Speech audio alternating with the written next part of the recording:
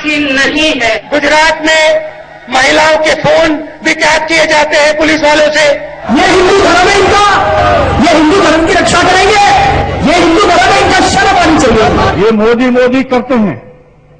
मोदी ने कितनी जानें ली थी। फिर ऐसे व्यक्ति के रहते हुए यहाँ अपना पूरा देश कभी भी सांप्रदायिक दंगों की चपेट में आकर तबाह व बर्बाद हो सकता है। नरेंद्र मोदी से कौन लड़ेगा? लड़ेंगे जो ठोक के जवाब देना जाने। माहिर है रंग बदलने में। इनको देश तोड़ने का बिहार कभी भी माफी नहीं देगा। मोदी आरएसएस का सबसे बड़ा गुंडा है। कभी प्रधानमंत्री नहीं बन पाएंगे, वो इंसानियत का कातिल है। ये मोदी एक अजीब चीज है, ये जोड़ने का काम नहीं है, तोड़ने के काम में लगे हुए हैं। मोदी साहब के रियासत में हजारों में कत्लेगारत हुई, लोग मारे गए।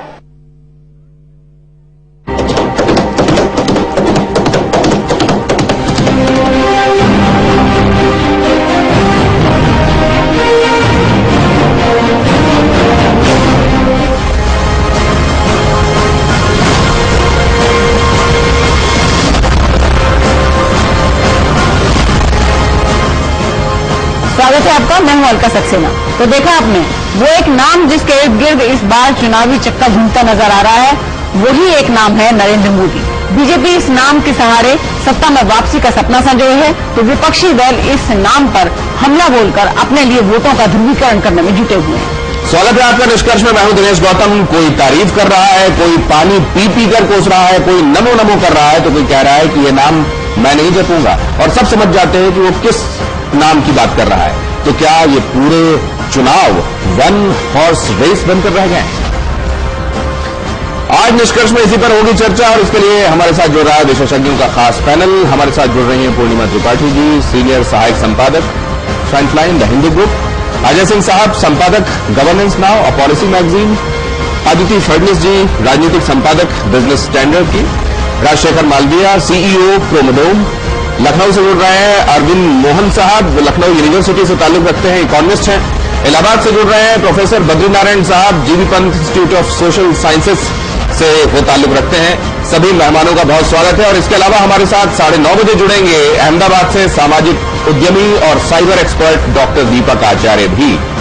आइए चले आज के निष्कर्ष की तरफ और देखें सेगमेंट दर सेगमेंट हम कैसे आगे बढ़ेंगे। पहले सेगमेंट में चर्चा यही कि क्या ये चुनाव वन हॉर्स रेस बन चुके हैं। दूसरे सेगमेंट में बात इस बात पर होगी कि क्या मोदी के मुकाबले मैदान में कोई नहीं है। तीसरे सेगमेंट में ये कि तमाम मुश्किलों के बावजूद मोदी इतने मजबूत कैसे होते चले गए। और आखिरी सेगमेंट में ये चर्चा होगी कि मोदी की देश में कहां कहां लहर है, क्या उनका जो अपील है वो पैन इंडिया है।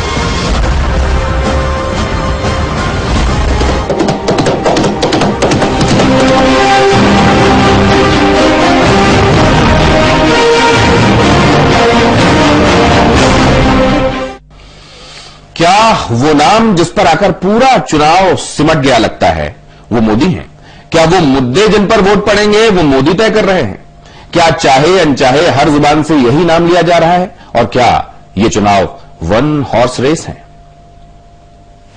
ये मोदी मोदी करते हैं। मोदी बिल्कुल बीजेपी। हर जुबान पर मोदी है, नेता छोटा हो या बड़ा, मोदी जी को प्रधानमंत्री बनना चाहती, पहचाना हो या अनजाना, समर्थक हो या विरोधी, दिल्ली में तो मोदी बाहर है। मोदी जी की जांच करनी पड़ेगी।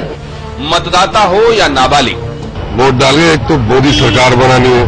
मोदी का नाम लिए बगैर, तारीफ किए बगैर, आलोचना किए बगैर या गालियां दिए बगैर नहीं लग रहा कि किसी की नैया इन चुनावों में पार लगेगी। न कोई और नाम, न कोई और मुद्दा, न कोई और जिक्र, सब कुछ मोदीमय हो चला है।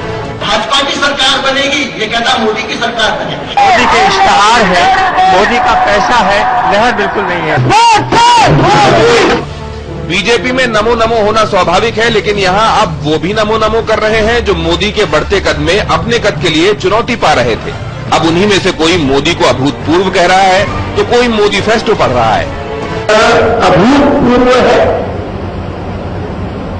जो राजनीति के कभी किसी चुनाव के परिणाम इस इस बात से भी इतने प्रभावित हुए हो जितने इस बार के हमारे प्रधानमंत्री के नाम की घोषणा होने के बाद जो अभियान यह चुनाव का चला है उससे कभी हुए हो। उधर विपक्ष भी न चाहते हुए ही मोदी का ही नाम ले रहा है। मोदी चाहते थे कि उनके नाम का डंका बजे। चुनाव और नतीजे बाकी हैं, लेकिन क्या मोदी की वो मुराद पूरी हो गई और क्या ये चुनाव वन हॉर्स रेस हो गए हैं? समय के लिए दिनेश गौतम। कोई नाम लेना चाहे या ना लेना चाहे, कोई कुछ कहना चाहे, कोई आरोप लगाना चाहे, कोई तारीफ करना चाहे, लेकिन है तो लहर, है तो हवा, ये सब कहते ही हैं, पर्दे के पीछे भी कहते हैं। इसकी वजह चाहे कुछ भी बताते हो। Ajay, love him, hate him, but you can not ignore him. सहमत हैं आप? हाँ, एकदम सहमत है, क्योंकि आज के दिन अगर आप देखें तो मैं काफी स्टेट्स में गया और जहां पे भी मैंने देखा वहां पे सिर्फ एक बात दिखाई दी कि एक जैसे आपका माइंड स्पेस है उसको ऑक्यूपाई कर लिया है इस नाम ने, और पूरा इलेक्शन इन्हीं के इर्द गिर्द घूम रहा है। यानी आप इनको चाहते हैं या नहीं चाहते हैं, तो अपोजिशन की भी स्ट्रेटजी जो है उसमें कहीं ना कहीं वो जो स्पेस है वो इन्हीं के नाम पे है। ये जिसको राज आपके पार्लेंस में top of the mind recall कहते हैं, ये कैसे मोदी के संदर्भ में, क्या जिसकी चर्चा हम कर रहे हैं वैसी ही हो गई है? क्या ओपोनेंट्स भी नहीं चाहते, उनके दिमाग में सबसे ऊपर यही नाम बैठा हुआ है, कोई इसके अलावा कुछ और नहीं सोच पा रहा है क्या? देखिए, वो एक्चुअली ओपोनेंट्स ने बड़ा जबरदस्त योगदान किया है उनको यहां तक लाने के लिए। 2002 के दंगों के बाद से जो ऑपोजिशन से और जो सो कॉल्ड सेक्युलर मीडिया, उनसे सबसे बड़ी गलती ये हो गई कि उन्होंने मोदी के ऊपर पत्थर फेंकने शुरू कर दिए। और इस आदमी ने काम भी किया, ऐसा नहीं है कि और स्टेट्स में चीफ मिनिस्टर्स ने काम नहीं किया। जो इसके ऊपर अटैक हुआ, अब जितनी बार आप किसी के ऊपर अटैक करेंगे तो वो चर्चा में आएगा। उस आदमी ने काम भी किया, इस तरीके से वो उभर करके आ गया। और इस वक्त ये है कि क्योंकि दूसरे लोगों की तमाम नाकामियां हैं, इस आदमी की सफलताएं हैं, तो एक वन हॉर्स रेस की जो आप बात कर रहे हैं। और दूसरी तरफ आप देखें कि अगर कांग्रेस, जो कि सबसे बड़ी पार्टी है इस वक्त, सबसे पुरानी और सबसे बड़ी संसद में, उसका जो प्राइम मिनिस्टर है उसकी कहीं चर्चा नहीं होती। तो ये एक कंपैरिजन जो हम जैसे